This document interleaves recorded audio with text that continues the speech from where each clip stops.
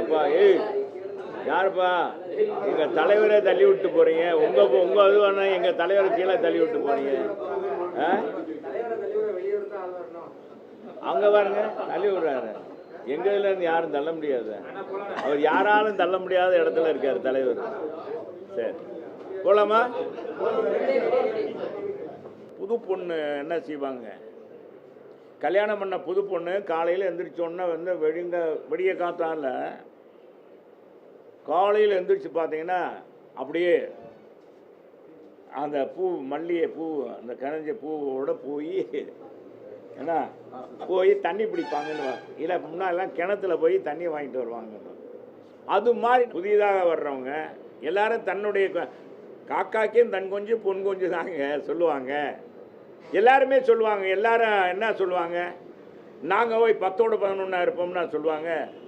நாங்கள் தான் அடுத்த ஆட்சிக்குன்னு வாங்க. ஏங்க எல்லாரும் தாங்க சொல்கிறாங்க.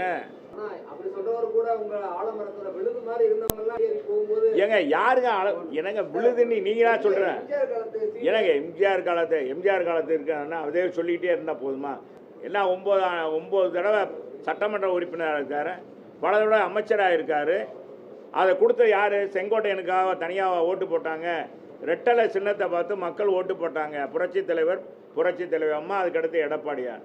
இதே எடப்பாடியாரை பார்த்து ஆகா ஓகோன்னு தானே இவர் புகழ்ந்தார்ல, நம்ம செங்கோட்டையனே புகழ்ந்தார்ல. இன்னைக்கு ஏதோ ஒரு கோபதாபத்தில் அவர் போகிறான்னா போகலாமா? ஏங்க எனக்கு எந்த கட்சியும் வேணாயா, எந்த பதவியும் வேணாயா, எம்ஜிஆர் கட்சி உருவாக்கின கட்சியில் இருப்பேன்டா அப்படி சொல்கிறவன் தானே ரோசமானவன். அவன்தான் மனுஷன். அவன் தான் உண்மையான அதிமுக ரத்தம் அவன் அவன்கிட்ட ஓடுதுன்னு அர்த்தம்.